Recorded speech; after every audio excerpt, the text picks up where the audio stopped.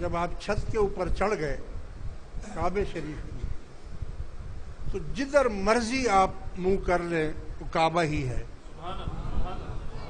اس کا کوئی وہ نہیں، کیونکہ کعبے کی طرف ہی سجدہ کرنا ہوتا ہے،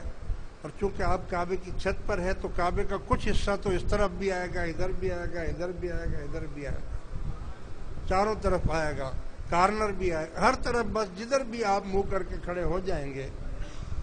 تو سجدہ جائز ہوگا، ناجائز نہیں ہوگا۔ ایک بات۔ دوسری بات یہ ہے کہ اگر کسی نے خواب میں یہ فرشتے کو دیکھا ہے تو زیادہ امکان تو سچ ہے اس کا، کیونکہ کعبۃ اللہ شریف جو ہے وہ پاک جگہ ہے، اور خانہ کعبہ اور حضور علیہ الصلوۃ والسلام کی صورت کوئی شیطان نہیں بنا سکتا۔ لیکن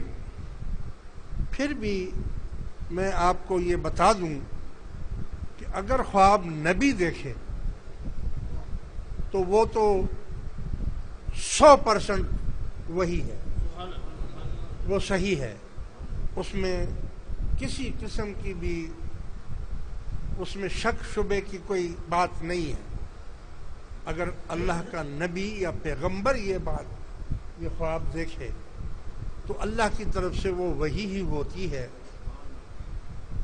اور ولی اور نبی میں یہی فرق ہے۔ ولی اور نبی، یہ بھی کوئی اچھے خواب ولی ہی دیکھے گا، کوئی اللہ کا ولی ہوگا جو دیکھے گا، لیکن اس کے اوپر ہم مکمل اعتماد نہیں کریں گے، کیونکہ نبی اور ولی میں فرق ہی یہ ہوتا ہے کہ نبی جو بھی خواب دیکھے، وہی آئے، فرشتہ آئے، وہی کی گفتگو جو وہ بول دے وہ سب سچی اور صادق باتیں ہیں، اس میں کسی قسم کی شک کی گنجائش نہیں ہے۔ چاہے وہ جبرائیل علیہ السلام آ کر حضور پر وحی نازل کرے، یا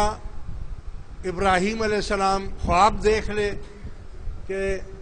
قربانی کرو، میرے بیٹے کو قربان کرو، یا نوح علیہ السلام خواب دیکھ لے، یا آدم علیہ السلام خواب دیکھ لے،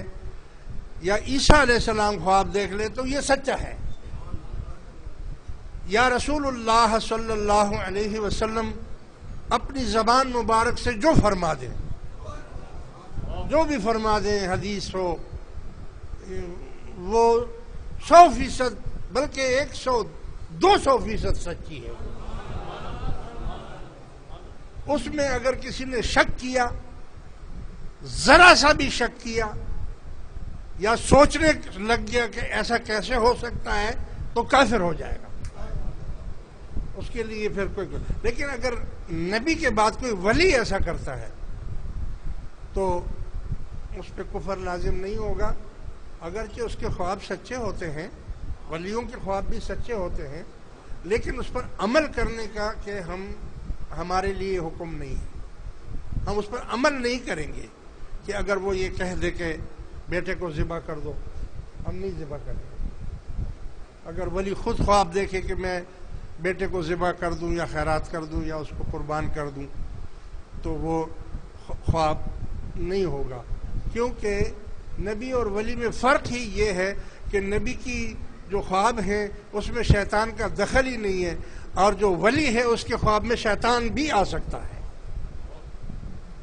شیطان بھی اس کو دھوکہ دے سکتا ہے۔ اس لیے وہ ہمیشہ وہی کام کرے گا اللہ کا ولی جو شریعت کے مطابق ہو۔ اگر وہ خواب اس نے دیکھا ہے اور وہ شریعت کے مطابق ہے تو وہ سچا خواب ہے، اور اگر وہ شریعت سے ٹکراؤ کر رہا ہے تو پھر وہ خواب شیطانی ہے، پھر اس کو لا حول ولا قوت الا باللہ العلی العظیم یہ پڑے گا۔ یہ تو ہو گئی بات آپ کے کعبۃ اللہ شریف کی اور فرشتے کی۔ اگر کسی نے دیکھا ہے، سچ بھی ہے، تو الحمدللہ اس کو مبارک ہو جس نے یہ دیکھا،